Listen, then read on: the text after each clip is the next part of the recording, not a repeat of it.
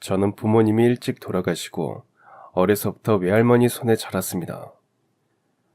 할머니는 조실부모한 저를 늘 안쓰러워하셨고 눈에 넣어도 안 아픈 하나밖에 없는 외손주라면서 항상 품에 안고 키우셨어요. 자랄수록 제 얼굴이 외할아버지를 쏙 빼닮았다고 하시면서 무척 귀하게 여기셨는데 제가 고3 때 할머니는 노환으로 돌아가셨습니다.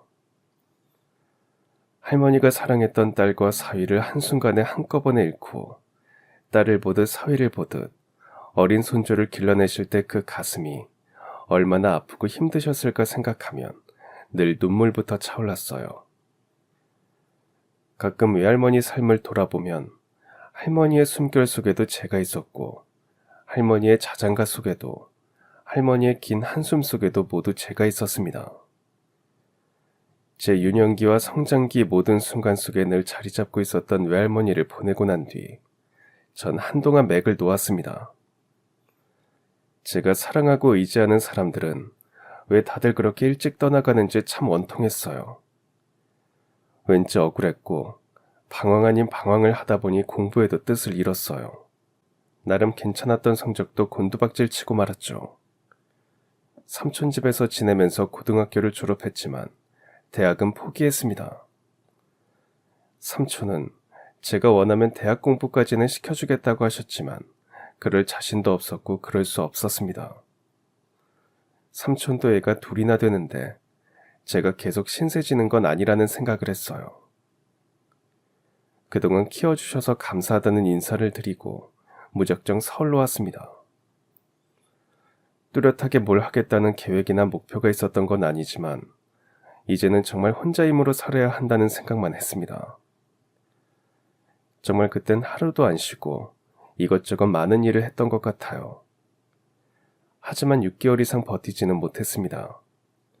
제가 끈기가 없어서 그런 것도 있었지만 그때 처음으로 세상 일이 제 생각대로 굴러가지 않는다는 것을 알았어요. 할머니 품속에서 정말 편하게 살았구나 하는 생각을 처음 하게 되었습니다. 정작 할머니 곁에서 살 때는 왜 나는 메이크업도 못 사 입고 다른 친구들처럼 부모님하고 놀이동산 한번 못 가는 건지 어린 마음에 인생이 참 처량하다고 생각했습니다. 머리가 굵어질수록 괜히 억울하다는 생각도 많이 했고 부모님도 원망했어요. 그런데 처음으로 제 힘으로 돈을 벌어보니까 사는 것도 사회생활하는 것도 정말 만만치 않다는 것을 깨달았습니다. 외할머니는 어떻게 이 힘든 순간들을 잘 버티고 넘기신 걸까 마음이 아팠고 철없는 손주 키우시느라 얼마나 고달프고 고단하셨을까. 뒤늦은 죄송함에 마음이 참 복잡했습니다. 하루 종일 일하고 고시원에 들어가 쪽잠을 자면 다리도 퉁퉁 붓고 너무 피곤해서 잠도 다 안 올 지경이었습니다. 그렇게 이런저런 일을 전전하다가 정착한 직업이 택배일이었어요. 운 좋게 중고 트럭을 싼 가격에 구해서 본격적으로 택배 배달을 시작했습니다. 제가 맡은 구역은 대단지 아파트촌도 있고 달동네도 있는 그런 동네였습니다. 예전엔 거의 판자촌이 많았다는데 재개발이 되면서 아파트촌이 들어섰고 재개발이 안 된 곳은 여전히 달동네 느낌이 남아 있었습니다. 달동네는 주소를 찾는 것도 힘들고 골목이 또 다른 골목으로 연결되어 있어서 길 찾는 것도 처음엔 무척 힘이 들었어요. 그래도 몇 달이 지나고 적응이 되자 택배일이 의외로 제 적성이 맞았습니다. 어느새 지도를 안 보고도 주소만 들으면 어디쯤이라는 걸 단번에 알 정도가 되었죠. 매일 같은 구역을 지나다 보니까 늘 만나는 분들과도 친근하게 눈인사를 나누게 되었고 간혹 치매에 걸리신 어르신이 집을 못 찾고 헤매시는 걸 보면 직접 댁까지 모셔다 드리는 일도 자주 했습니다. 전 이상하게 어르신들을 보면 그냥 지나치지 못하는 편이었어요. 돌아가신 외할머니 생각이 나서 그랬나 봅니다. 늘 뵙는 어르신들에겐 아무리 바빠도 꼭 인사를 하고 안부 한마디라도 건네려고 했습니다. 그런 말들이 별거 아닌 것 같아도 어르신들에게는 즐거움도 되고 누가 아는 척 해주는 게 참 고마운 일이라고 했습니다. 택배 배달 도중에 박스를 모아두었다가 폐지 줍는 어르신에게 항상 챙겨드렸는데 그때마다 주머니에 꽁꽁 숨겨두었던 사탕 하나씩을 제 손에 꼭 쥐어주시면서 활짝 웃으시는 모습이 참 보기 좋았어요. 고단한 택배일이지만 잠시 힐링이 되곤 했습니다. 제가 장모님을 만난 것도 택배일을 하던 어느 날이었어요. 그날은 폭염주의보가 내려졌는데 도로에 그냥 서 있기만 해도 땀이 주르륵 흘러내리고 발바닥이 다 따가울 정도였습니다.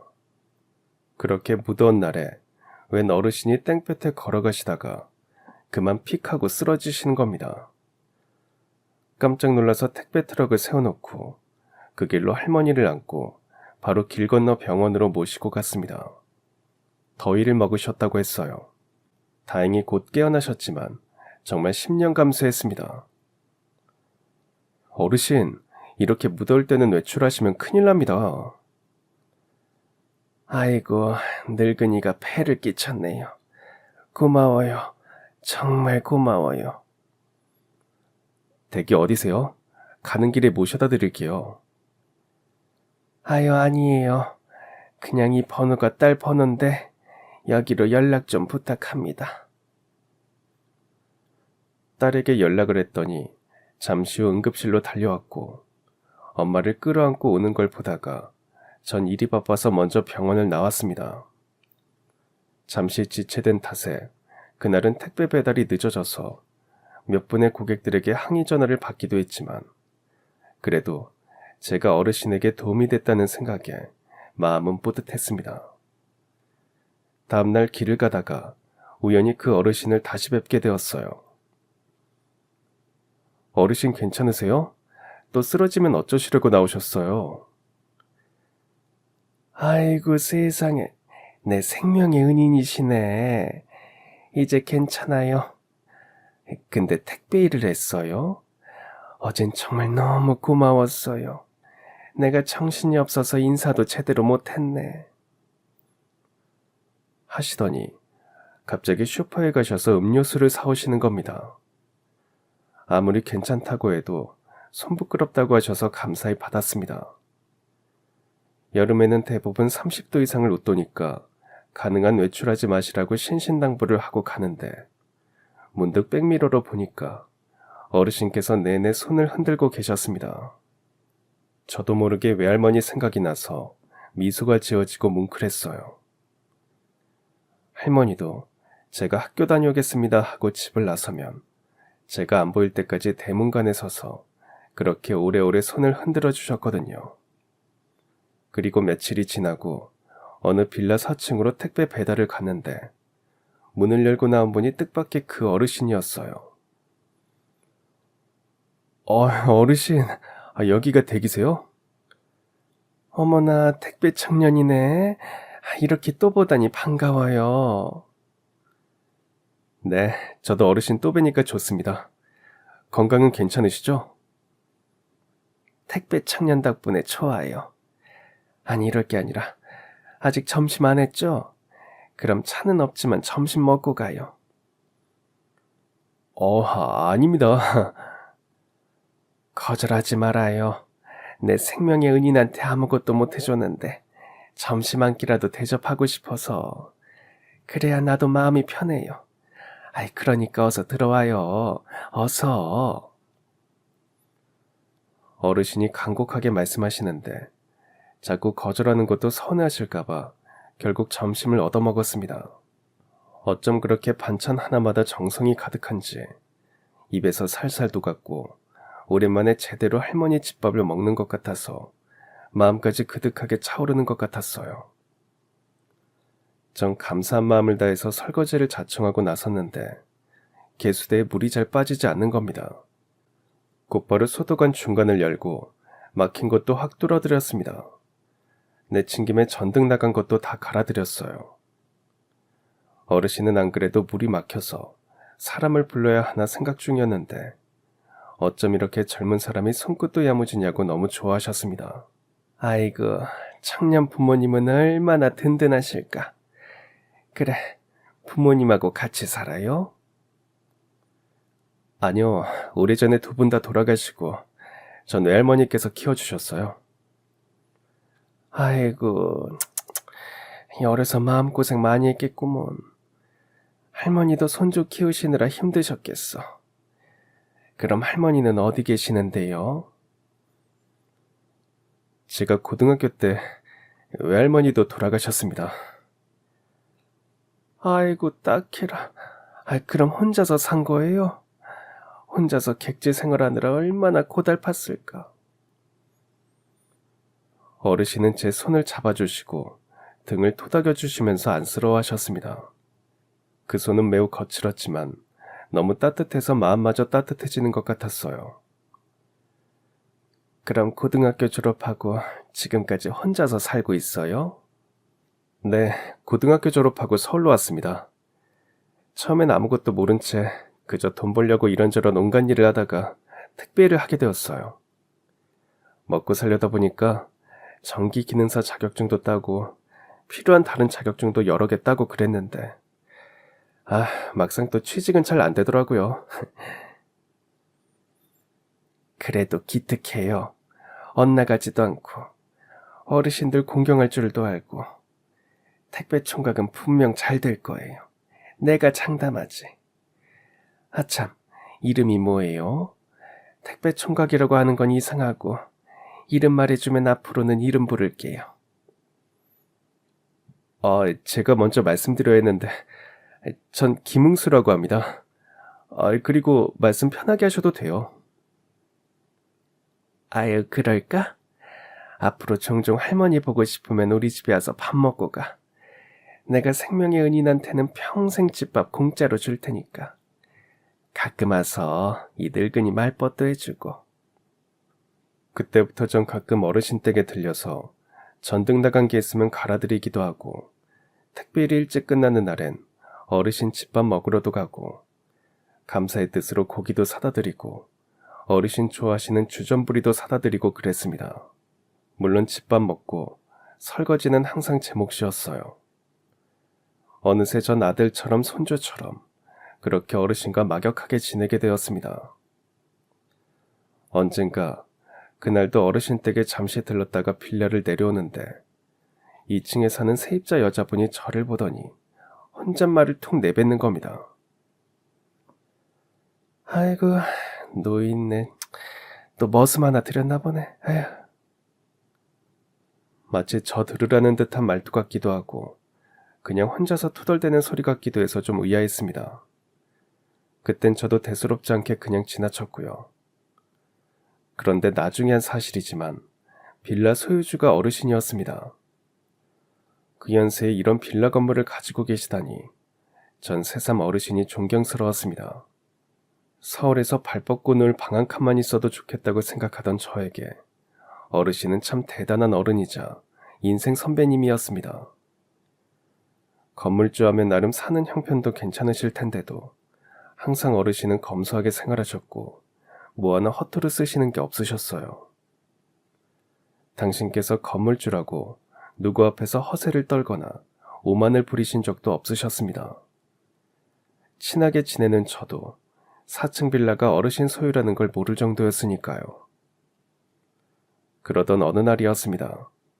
어르신에게 전화가 왔습니다. 오늘이 어르신 생일이라며 저녁이나 같이 먹자는 거예요. 전 서둘러 택배일을 끝내고 생일 케이크를 사들고 갔습니다. 마침 딸도 있었어요. 어르신 딸은 언뜻 보면 정상처럼 보이지만 사실 정신지체장의 상급이라고 했습니다. 평소에는 복지관에 가서 바리스타로 알바를 내서 자주 보지 못했는데 그날은 어르신 생신이라고 일찍 온 듯 했습니다. 그날 딸하고도 정식으로 인사를 나누었어요. 어르신께 말씀 많이 들었습니다. 김응수라고 합니다. 안녕하세요. 전 임현주라고 해요. 그동안 우리 엄마 잘 도와주시고 보살펴 주셔서 감사해요.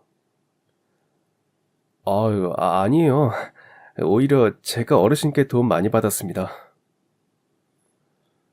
정신지체라고 해도 3급 정도는 아주 어려운 일을 제외하고는 거의 일상생활에는 크게 지장이 없다고 했습니다. 사람들하고 의사소통도 무리 없이 잘하고 웬만한 건 혼자서도 잘한다고 하더군요. 제가 보기에 연주 씨는 처음에는 낯선 사람을 약간 경계하는 것 같았지만 말문이 트이고 조금 친해지면 수줍은 미소를 지으면서 열심히 그 사람의 말을 들어주려고 하는 모습이 참 인상적이었어요. 그렇게 그날은 제가 사온 케이크에 불을 붙여 끄고 미역국도 먹으면서 어르신의 생신을 축하드렸습니다. 그리고 그날 어르신은 평소와는 좀 다르게 매우 진지하지만 아주 솔직하게 말씀을 하셨어요. 사실 응수군을 맨 처음 봤을 때부터 젊은 사람이 착실하고 착하고 너무 좋아서 은근 탐이 났어. 어르신께서 잘 봐주신 거죠. 그래서 진짜 오래 고민하고 말하는 건데 늙은이 주책이라고 생각하지 말고 한 번쯤 진지하게 생각해주면 좋겠어. 난 응수군이 내 사이가 돼주면 참 좋겠는데. 나 혼자 생각일 수 있겠지만 응수군이 내 사위가 되면 정말 더는 바랄 게 없을 것 같은데. 어때? 내가 너무 갑자기 말해서 좀 당황스러울 거라는 거 알아. 늙은이가 혼자 너무 앞서간다고 생각할 수도 있고. 저기 혹시 여자친구 있나? 아니요. 없습니다. 아이고, 잘 됐네. 그럼 우리 딸 한번 만나보는 건 어떤가? 우리 딸이 많이 부족하지만 그래도 생활하는데 아무 지장 없어. 애도 착하고. 전혀 예상하지 못한 말을 듣고 엄청 당황했습니다. 어르신이 절 아들처럼 아껴주신다고 생각했지 사윗감으로 점 찍어두셨다는 건 몰랐거든요. 어떻게 답을 해드려야 할지도 참 난감했습니다. 거절하면 어르신과 어색해질 것도 같고 그렇다고 아직 결혼 생각도 없는데 무턱대고 만나보겠다고 하는 것도 아닌 것 같았어요. 어르신은 자기 딸과 결혼만 하면 빌라 건물을 딸과 제 공동 명의로 바꿔주시겠다고 하는데 더욱 부담스러웠습니다. 일단 생각을 해볼 테니 시간을 좀 달라는 말로 완곡하게 거절하고 돌아왔습니다. 아마 어르신은 그게 거절이라는 걸 모르실 수도 있을 겁니다. 시간을 달라고 했다고 계속 기다리시면 어쩌나 걱정도 되었어요. 하지만 제 인생이 달린 문제인데 인간적인 정 때문에 함부로 결정할 수는 없었습니다. 그 이후로 그 동네 택배 배달을 갈 때마다 혹시나 어르신을 우연이라도 마주치게 되면 어떻게 해야 하지 하는 고민을 하게 되었습니다. 괜히 주위를 더 두리번거리게 되고 무슨 죄를 지은 것 마냥 걸음도 빨라지고 그랬어요. 결국 몇 번 어르신과 부딪히기도 했는데 저도 모르게 아주 형식적인 인사만 건네고 택배가 많다는 핑계를 대면서 서둘러 돌아왔습니다. 어르신은 뭔가 제게 할 말이 있는 듯 한참 쳐다보고 계시더군요. 어쩜 어르신이 서운해하시겠구나 생각하면서도 제 평생이 걸린 결혼을 떠밀리듯이 하고 싶지는 않았습니다. 그러다 하루는 택배를 배달하러 복지관에 가게 되었어요. 원래 그 지역은 제 담당 구역이 아니었는데 담당 기사가 부친상을 당하는 바람에 제가 3일 동안 같이 배달하게 되었습니다. 문득 복지관 1층 카페에서 바리스타를 하고 있다는 어르신의 딸이 생각났습니다. 혹시나 하고 보니까 역시 그곳에서 딸이 커피를 내리고 있더군요. 거긴 정신지체 장애인들이 바리스타 교육을 받고 자격증을 딴 뒤 시의 지원을 받아서 매장을 운영하는 곳이라고 했습니다. 어르신 딸 연주 씨는 복지관에 오는 노인분들에게 친절하게 웃으면서 주문을 받고 커피나 음료를 만들어냈습니다. 그 모습이 전혀 장애를 가졌다고는 느낄 수 없을 정도로 평범했어요. 자세히 보니 웃는 모습도 참 귀여웠습니다. 그리고 또 며칠 뒤에 택배 배달을 하다가 마침 건널목에 신호가 걸려 멈추었습니다. 웬 할아버지 한 분이 다리가 불편하신 듯 지팡이를 짚고 겨우 건널목을 건너가시는데 금방이라도 빨간불이 켜질 것 같아서 위험해 보였어요. 그 순간 어디선가 연주씨가 나타나서는 얼른 어르신을 부축해서 무사히 건널목을 건너는 겁니다. 할아버지가 고맙다고 인사를 하자 조심해서 가시라는 듯 손을 흔드는 연주 씨의 모습이 참 정겨워 보여서 저도 모르게 미소를 지었어요. 정말 연주 씨는 정신지체 장애인이라고 말하지 않는다면 그냥 평범한 일반인들과 같았습니다. 제가 괜히 편견을 가지고 있었다는 생각에 미안한 마음도 들었어요. 어느 날은 오전에 택배를 배달하고 점심시간이 되었는데 갑자기 비가 쏟아졌습니다. 바로 앞에 분식집이 있어서 차를 적당한 곳에 세워두고 라면이나 얼른 먹고 가려고 들어갔더니 연주 씨도 마침 라면을 먹고 있었습니다. 서로 어색하게 눈인사를 나누고 연주 씨가 다 먹은 듯 먼저 나가면서 문득 저에게 말을 했습니다. 괜히 저 때문에 고민하지 마시고 전 괜찮으니까 우리 엄마 예전처럼 자주 보러 오세요. 요즘 안 오셔서 엄마가 무척 보고 싶어 하세요. 그럼 맛있게 드시고 가세요. 그 말을 듣는데 제가 뭔가 잘못하고 있다는 생각이 훅 들었습니다. 따지고 보면 제가 연주 씨보다 잘난 게 하나도 없었어요. 괜히 아직 결혼 생각이 없다는 핑계를 대면서 이리 재고 저리 생각하고 그랬던 겁니다. 참 부끄러운 생각이 들었어요. 다음날 어르신이 좋아하는 주전부리를 사들고 찾아갔습니다. 어르신은 눈물까지 흘리시면서 저를 반갑게 맞아주셨어요. 마침 겉절이 담갔는데 밥 먹고 가라고 하시면서 손을 잡아 끄시는데 저도 울컥했습니다. 어르신이 손으로 김치를 푹 찢어서 따뜻한 밥에 올려주시는데 한 입 먹다가 그만 울고 말았어요. 어르신, 정말 죄송합니다. 그동안 연락도 못 드리고 괜히 어르신 피해 다녔어요. 정말 죄송해요. 아유, 괜찮아. 늙은이가 괜한 말을 해서 응수고 마음고생만 시키고 내가 미안해. 전 솔직히 말씀을 드렸습니다.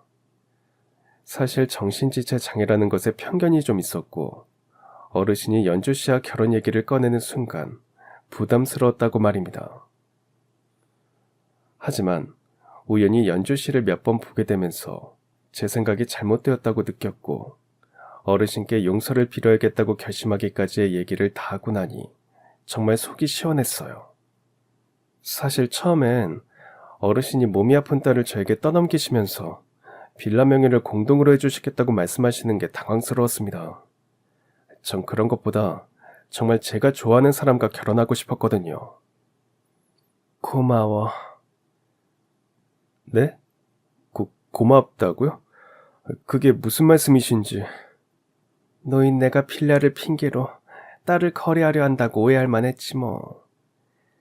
그런데 오히려 그날 응수군이 생각해보겠다고 하면서 완곡하게 거절한 게 난 너무 고마웠어. 만약 제가 연주 씨에 대한 마음이 전혀 없으면서 건물이 탐이 나서 무조건 결혼하겠다고 했다면 어르신은 오히려 저를 거절했을 거라고 말씀하시는 겁니다. 본의 아니게 응수군이 어떤 사람인가 내 딴에는 알고 싶었거든.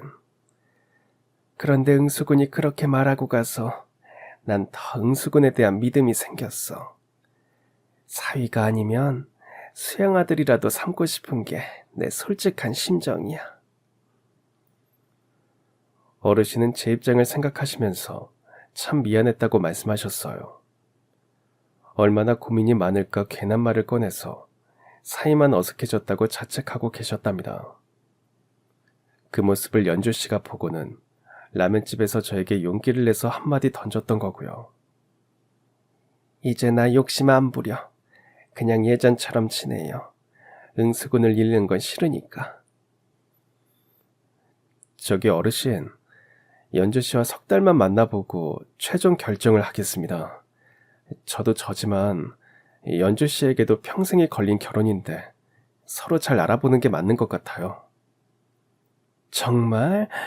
아이고 고마워. 정말 고마워. 그럼 석 달 만나보고 아니다 싶으면 나도 더는 아무 말 안 할게. 그땐 그냥 우리 수양아들 하자. 응? 그렇게 전 연주 씨와 데이트를 하게 되었습니다. 연주 씨는 생각했던 대로 착하고 성실하고 자신의 상황이나 처지를 아주 잘 알고 있었습니다. 하지만 절대 기죽거나 절망하지 않고 늘 밝고 긍정적으로 생각하는 게 참 본받을 만했고 좋았어요.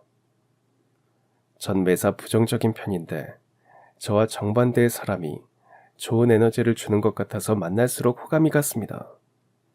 사실 그냥 평범한 사람들도 사는 게 너무 힘들다고 난리인데 연주 씨는 이만큼이라도 살 수 있어서 늘 감사하다고 말했습니다. 저보다 더 아픈 사람도 이 세상에는 많잖아요. 그래도 전 생활하는데 크게 불편하지 않고 엄마도 있고 전 참 복이 많은 사람이라고 생각해요.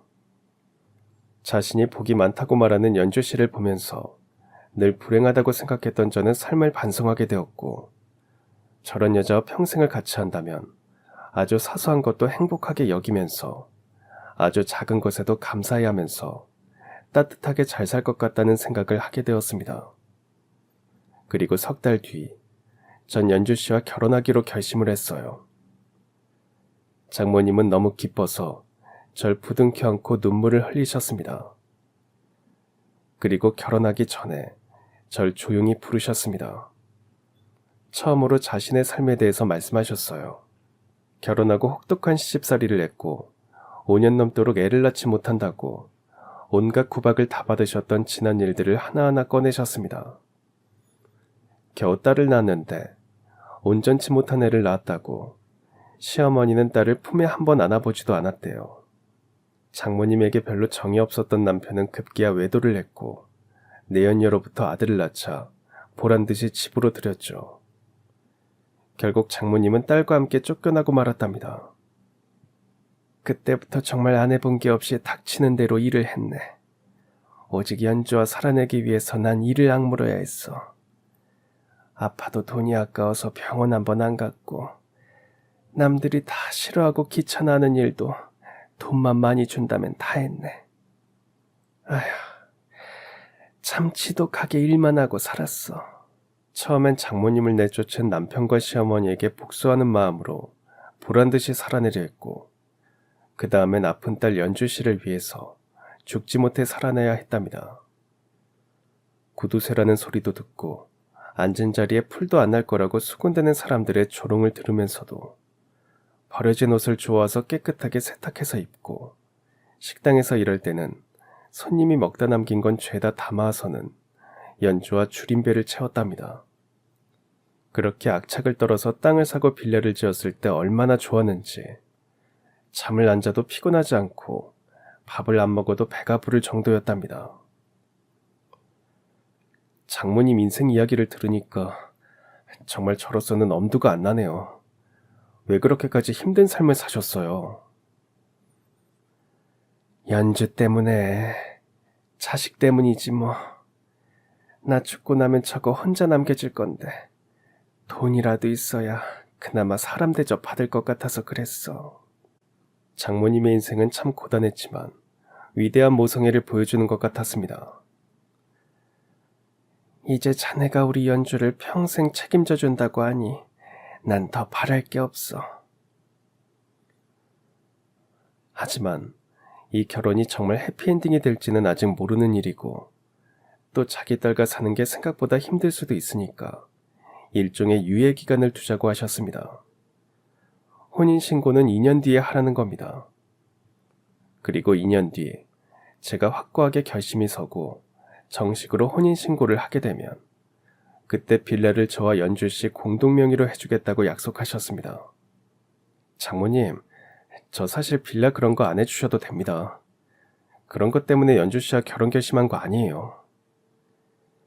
알아. 하지만 그건 내 마음이니까 그냥 아무 소리 말고 받아줘. 전 연주씨의 착하고 순수한 마음에 결혼을 결심했다고 솔직하게 말씀드렸습니다. 장모님은 정말 고맙다면서 눈물을 흘리셨어요. 전 결혼하고 장모님을 모시고 살고 싶다고도 했더니 당장 빌라로 들어오라고 하셨습니다. 원래 결혼하면 남자가 집을 장만하는 거니까 제가 빌라로 들어가는 대신 현재 살고 있는 집의 보증금을 빼서 장모님께 드렸습니다. 안 받겠다고 하셨지만 제 진심을 아니까 일단 맡아두겠다고 하셨어요. 동료 택배기사들은 보리쌀 서말만 있어도 처가살이는 안 한다면서 놀리기도 했고, 장모님이 빌라 건물주인데 집 하나 장만해달라고 하지 바보같이 기회를 놓치냐고 괜히 자기들이 안타까워했습니다. 덜어는 그래도 나중에 그 건물을 상속받게 되는 거니까 완전 대박이라고 부러워하기도 했어요. 하지만 누가 뭐라고 해도 전 귀담아 듣지 않았습니다. 전 장모님을 어머님처럼 외할머니처럼 진심으로 의지하고 존경하며 좋아했고, 아내도 평생 반려자로서 존중하고 이해하면서 살겠다고 깊게 다짐을 했습니다. 하지만 모든 것에는 음과 양이 있고 좋은 점이 있으면 단점도 있기 마련이겠죠. 결혼 생활도 그랬습니다. 전 장모님과 워낙 사이가 돈독하기 때문에 전혀 갈등은 없을 거라고 장담을 했지만 그게 아니었어요. 장서 갈등이 생길 줄이야 누가 알았겠습니까? 그래서 세상 일은 장담하면 안 된다고 하는가 봅니다. 장모님은 시댁에서 내쫓긴 뒤 워낙 가난하게 살다 보니 악착같이 돈을 모았고 건물주까지 되신 나름 입지적인 인물이셨죠. 그건 누구나 다 인정하는 일이었지만 사는 형편이 나아진 지금까지도 돈이든 물건이든 뭐든 허투루 쓰는 것에 굉장히 예민하셨습니다.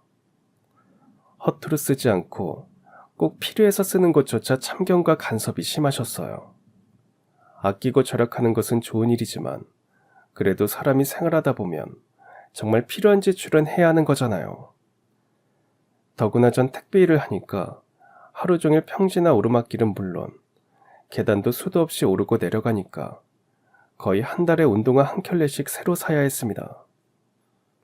좀 싼 걸 사면 2주도 못 신고 떨어지기 일쑤라서 어쩔 수 없이 비싼 걸 사시는 수밖에 없었어요.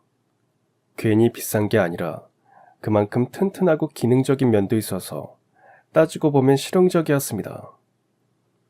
그런데 장모님은 시장에 가면 10,000원짜리 운동화도 차고 넘치는데 10만원씩 하는 운동화를 왜 사시느냐고 못마땅해 하셨어요. 그런데 돈 쓰지 말고 아껴서 저축하라는 겁니다.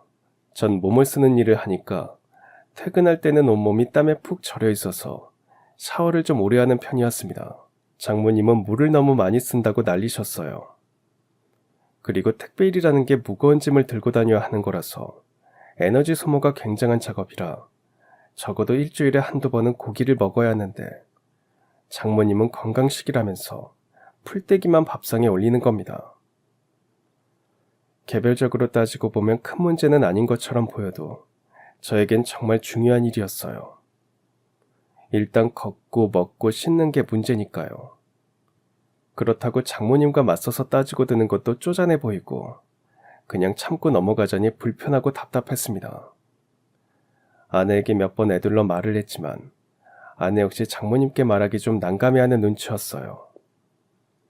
어느 날은 너무 허기가 져서 눈이 다 핑핑 돌 지경이었습니다. 아무래도 고기를 좀 먹어야겠다는 생각에 택배를 마치고 퇴근하기 전에 고깃집에 가서 밥을 먹는데 마침 장모님이 지나가시다가 절 보신 겁니다. 한마디로 딱 걸린 셈이었죠. 정말 당황스러웠습니다. 아니 자네 그동안 이런 식으로 혼자 몰래 고기를 먹고 다닌 건가? 아닙니다 장모님. 오늘 처음이에요.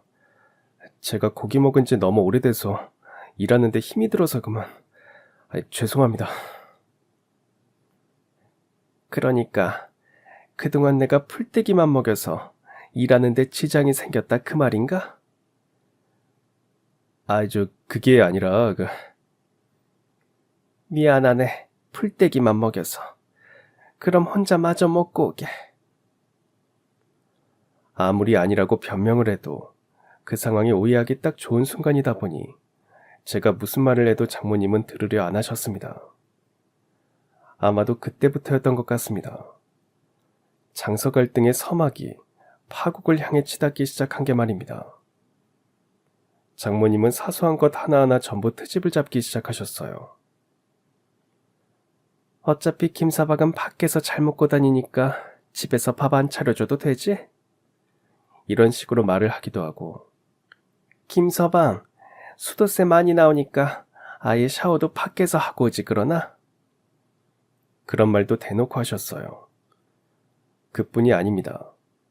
TV를 보다 깜빡 잠이 든 적이 있었는데 전기세 많이 나온다고 트집을 잡으셨어요. 심지어 빌라 복도에 센서 등이 고장났는데 그런 것도 사람 부르면 다 돈이라면서 저더러 은근 고쳐달라고 하셨습니다. 하지만 저도 화가 나서 모른 척 했더니 온갖 불만을 다 터뜨리면서 집에 남자가 있으면 무슨 소용이냐는 식으로 빈정거리셨어요. 오해가 오해를 낳고 갈등이 더 큰 갈등이 되면서 나중엔 걷잡을 수 없는 상태까지 갔습니다. 조금씩 결혼 생활에 회의가 느껴졌어요. 언젠가 2층 세입자가 한 말이 떠올랐습니다. 노인네가 또 머슴들였나 보네. 그제야 그 말이 무슨 뜻인지 자꾸만 궁금해지는 겁니다. 세입자를 찾아가서 물었더니 비밀로 하라면서도 제가 몰랐던 장모님의 비밀을 말해주더군요. 예전에도 장모님이 사윗감이라고 데리고 온 남자가 있었다고 했습니다. 동네 사람들에게도 사윗감이라고 자랑도 했고 그 사람이 장모님 팔짱을 끼고 다니면서 다정하게 굴었대요. 심지어 그 남자는 빌라 계단 청소도 하고 빌라에서 나오는 쓰레기도 정리하고 빌라 벽에 페인트 칠도 다시 했대요. 그래서 동네 사람들이 아픈 딸과 건물을 담보로 사위가 아니라 머슴을 구했다고 뒤에서 수군거렸답니다. 정말 믿기지 않았지만 그런 말까지 듣고 나니까 전 이 결혼 생활을 계속할 자신이 없었고 두려워지기까지 했습니다. 어쩜 장모님은 저를 사위가 아니라 머슴으로 생각하는 건 아닐까 하는 의심도 들었어요. 아내는 저와 장모님이 갈등할 때면 제 편도 안 들고 그저 강건더 불구경했습니다. 전 어디 하나 마음 둘 곳이 없었습니다. 어차피 혼인신고도 안 했으니까 집만 싸서 나가면 되겠다고 생각했고 전 장모님께 이혼하겠다고 말씀드렸어요. 이혼? 자네 갑자기 이게 무슨 소린가? 이유가 뭐야? 내가 자네한테 잔소리 좀 했다고 이러는 건가? 그게 다 자네에게 살이 되고 뼈가 되라고 하는 말인데 그걸 고깝게 들은 거야? 자네 원래 그렇게 속이 좁은 사람이었어? 네, 저 원래 그렇게 속이 좁은 사람입니다. 그리고 말 나온 김에 할게요. 장모님은 절 사위로 들이신 겁니까? 머슴으로 들이신 겁니까? 그저 장모님 하라는 대로 네네 하면서 말만 잘 듣기를 바라신 거예요? 저도 소문대로 다 알아요. 예전에도 사윗감이라고 데려오셨다면서요. 그 사람한테도 건물명의 이전해준다고 말하신 거죠? 그러니까 그 사람도 머슴짓 하다가 회의감 느껴서 그냥 갔고요. 자네 말 다 했나? 정말 나를 그 정도로밖에 안 본 거야? 됐습니다. 이거 따지고 들면 사기 결혼이라고요. 그냥 저 짐 싸서 나갈게요. 그리고 제 보증금 돌려주세요. 못 주겠네. 왜 못 줍니까? 그건 제 돈입니다. 언제든 필요하면 주신다고 하셨잖아요. 장모님은 굳은 표정으로 더 이상 아무 말을 안 하셨습니다. 정말 너무 기가 막혀서 저도 말문이 막혔어요. 그러니까 진짜 아픈 딸과 건물을 담보로 사윗감 고르는 척하면서 머슴을 고른 거라는 확신이 들었습니다. 이런 사람을 믿었다는 것에 너무 속상해서 눈물이 다 날 지경이었어요. 한시라도 빨리 그 집에서 나오고 싶어서 그냥 3천만 원도 먹고 떨어지라는 심정으로 죽어나왔습니다. 아내는 방에서 나와보지도 않았습니다. 정말 헤어지면 남이라더니 이런 기분이구나 싶어서 참 씁쓸했어요. 막상 나왔지만 당장 갈 데가 없어서 당분간 친구 집에서 신세를 지기로 했습니다.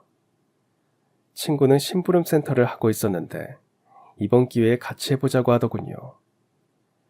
사실 저도 택배 일에 좀 지쳐 있었어요. 뭔가 전환점이 필요하다는 생각에 택배를 그만두고 트럭도 팔고 심부름 센터 일을 했습니다. 말 그대로 사소한 심부름을 많이 했습니다.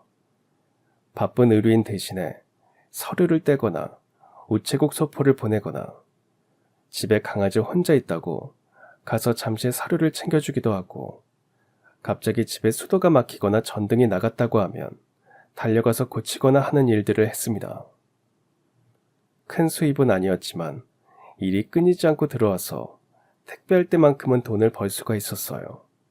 가능한 잡생각을 안 하려고 무던히 애쓰면서 심부름센터 일에 더 몰두했던 것 같습니다. 그렇게 심부름센터 일이 몸에 익을 무렵 이혼하고 몇 달이 흐른 뒤였습니다. 어느 날 뜻밖의 장모님이 심부름센터를 찾아오셨어요. 제가 여기 있다는 걸 알고 오신 듯 했습니다. 또 무슨 소리를 하려고 저러시나 싶어서 전 일부러 냉랭하게 대했어요. 장모님은 절 보자마자 눈물부터 흘리시면서 하소연을 하시는 겁니다. 김서방, 이렇게 불쑥 찾아와서 미안하네.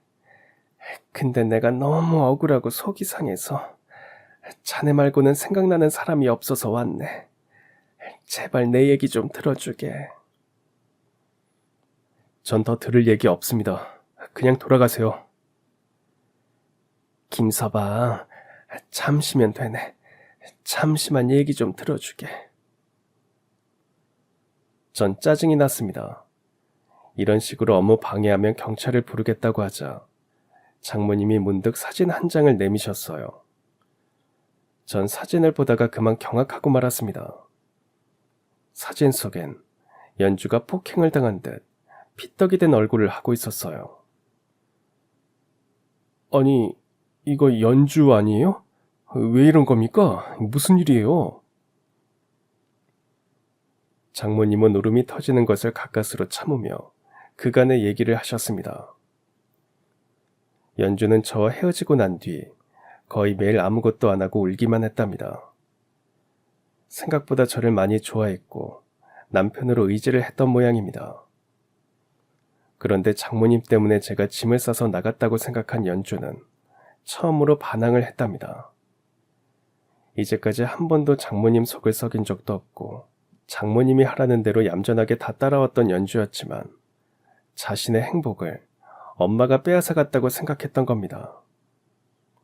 집을 나가서 외박도 하고 심지어 술에 취해서 들어오기도 했대요.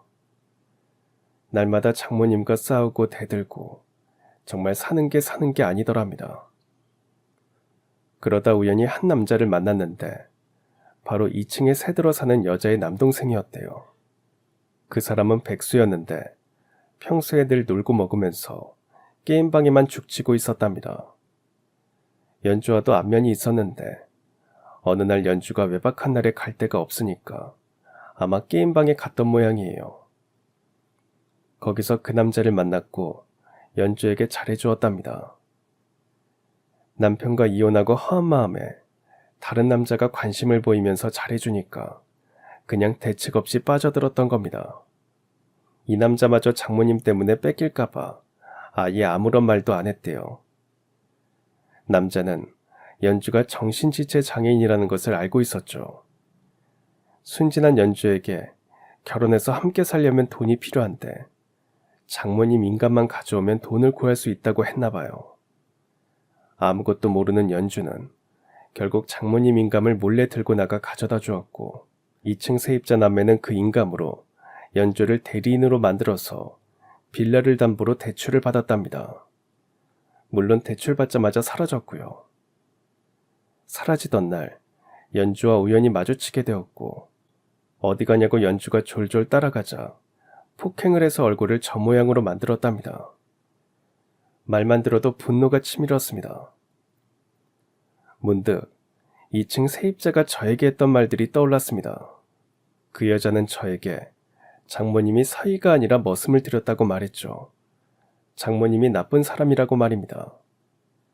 그제야 전 그 여자가 거짓말을 했다는 생각이 들었어요. 장모님, 혹시 이전에도 사윗감을 데리고 오신 적이 있으세요? 내가 데려온 적은 없어. 늙은이가 건물도 있고 딸은 정신지체라고 하니까 건물 차지할 욕심에 연주랑 결혼하겠다고 하는 놈들이 있었어. 가라고 해도 찾아와서 빌라 청소도 하고 등도 갈고 하면서 동네 사람들 앞에서 자기가 사위라고 떠들고 다니고 그랬지만 내가 오히려 경찰에 신고해서 얼씬도 못하게 했지. 장모님은 빌라를 노리고 의도적으로 연주에게 접근하는 남자들이 자꾸 꼬이자 그 이후부터 사잇감은 직접 골라야겠다고 생각했답니다. 그리고 2층 세입자는 달스가 계속 밀려서 나가달라고 한 지가 1년이 넘었는데도 꼼짝을 안 하고 있었대요. 당연히 장모님과 사이가 안 좋았겠죠. 2층 세입자 여자가 동네 사람들과 사소한 일로 늘 싸움을 하고 다녀서 동네 사람들이 제발 그 여자 좀 내보내라고 하소연을 할 정도였답니다. 그제야 전 2층 세입자 여자에게 완벽하게 속았다는 사실을 알았고 그 여자 말만 믿고 섣불리 장모님을 의심했던 제 불찰과 잘못된 판단에 고개를 들 수 없었습니다. 제가 너무 어리석었고 스스로 발등을 찍었던 겁니다. 그런 것도 모르고 그 여자 말만 믿고 장모님에게 함부로 대한 것이 너무 죄송했어요.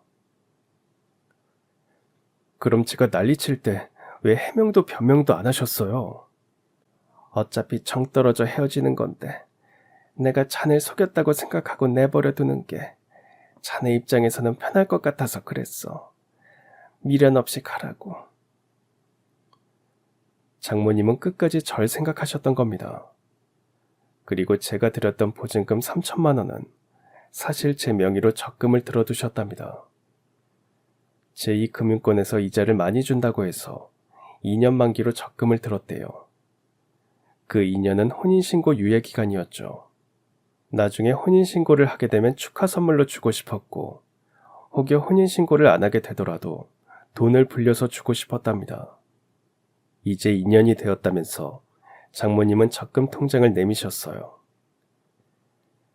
그때 해약을 했으면 손해가 막심해서 자네가 보증금 달라고 했을 때 못 준다고 한 거야. 그때 줬더라면 아마 홧김에 자네가 해약할까 봐서 그랬어. 미안하네. 장모님, 전 그런 줄도 모르고 장모님을 원망만 했습니다. 정말 죄송합니다. 제가 잘못했습니다. 전 장모님의 진심에 눈물이 쏟아졌습니다. 정말 너무 부끄럽고 죄송스러워서 어찌할 바를 몰랐어요. 김서방, 우선 2층 세입자 남매를 찾아주게. 부탁이네. 네, 장모님. 무슨 일이 있어도 그것들 잡아드릴게요. 그렇게 전 그 남매를 잡기 위해 발벗고 나섰습니다. 그리고 병원에 입원한 아내를 찾아가서 미안하다고 용서를 구했고 반드시 그것들을 잡아서 한을 풀어주겠다고 약속했습니다.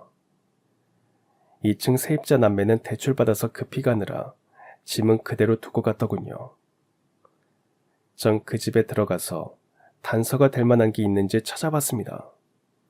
쓰레기통까지 샅샅이 뒤적였는데 대출받은 돈으로 이사 계획을 세웠던 메모도 나왔고 이사 가려고 알아본 부동산 전화번호도 있었습니다. 전 이 모든 사실을 경찰에 신고한 뒤 경찰과 함께 그 부동산을 찾아갔습니다. 다행히 2층 여자가 계약한 아파트를 확인했고 곧장 경찰과 함께 집을 급습해서 둘을 체포했습니다.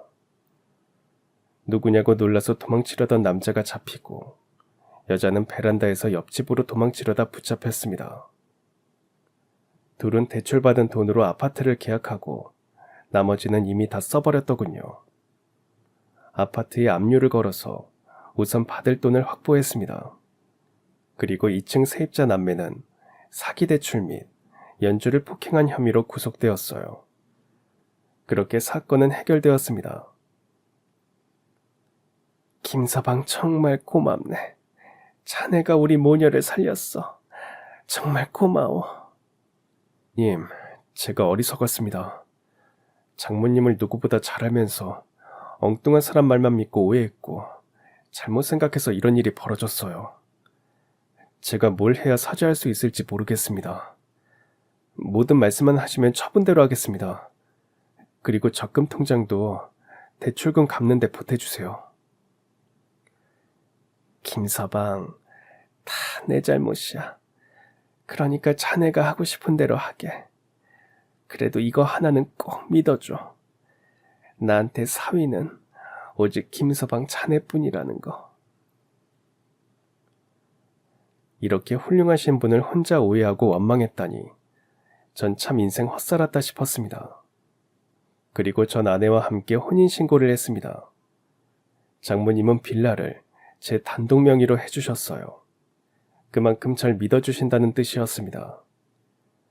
장모님의 마음에 깊은 감동을 받았고 이제 제가 가장이라는 생각에 큰 책임감을 느꼈습니다. 한순간 잘못 판단했지만 바로 잡을 기회가 주어져서 정말 다행이었고 이렇게 좋으신 장모님과 착한 아내를 만난 저는 세상에서 제일 운 좋은 사람이라고 생각합니다. 사람이니까 헛된 유혹에 혹할 수도 있고 사소한 부추김에 오해가 생길 수도 있겠지만 잊지 말아야 하는 것은 주변의 말에 흔들리지 말라는 겁니다. 혹여 내가 믿고 사랑하는 사람이 의심스러울 때는 다른 사람의 말에 현혹되지 말고 비록 피 터지게 싸우는 한이 있더라도 반드시 직접 내 사람에게 묻고 확인하라는 겁니다. 그래야 헤어지더라도 후회가 덜 남고 그래야 다시 시작하는 것도 후련하게 할 수 있어요. 제가 경험해보니까 그게 정답입니다. 전 요즘 하루하루가 정말 행복하고 복되다고 생각합니다. 아내는 어느새 임신 8개월 차로 접어들었습니다. 몸이 너무 무거워서 힘들어하는 모습을 보면 대신 뭘 해주고 싶은데 위로하고 다독이고 먹고 싶은 거 사다 주는 것 외엔 할 수 있는 게 없네요. 장모님은 그 연세에도 불구하고 용돈벌이 하신다면서 식당에 일을 나가세요. 제발 그만두시라고 해도 취미생활이라고 하시는데 더는 말리지도 못합니다. 그냥 아프지 마시고 정말 취미생활 하시는 것처럼 쉬엄쉬엄 하시라고 당부하는 게 제 일입니다. 김서방 잔소리에 귀에 못이다 박힐 지경이라고 매번 역정 아닌 역정을 내시면서도 장모님은 늘 저에게 사랑한다는 말을 해주십니다. 장모님, 전 장모님보다 몇 배는 더 사랑합니다. 이렇게 말하면서 소나트를 해보이면 그렇게 행복해하세요. 사는 게 뭐 별거 있나요? 이렇게 사랑하면서 사랑 표현하면서 사는 거겠죠. 앞으로는 전 장모님 사랑하고 아내 또한 사랑하며 태어날 아이는 더 특별히 사랑하면서 살려고 합니다. 참, 태어날 아이가 딸이라고 하네요. 이번 생에 전 새 여자를 모실 머슴으로 살려고 해요. 이 정도면 세상에서 제일 복 많이 받은 머슴이겠죠. 부디 우리 장모님 건강하게 오래오래 우리 곁에 계셔주시길 바라면서 아내와 딸과 함께 열심히 잘 살겠습니다. 그럼 지금까지 사연 들어주셔서 감사합니다. 사연이 재밌으셨다면 구독과 좋아요 부탁드려요. 감사합니다. 안녕히 계세요.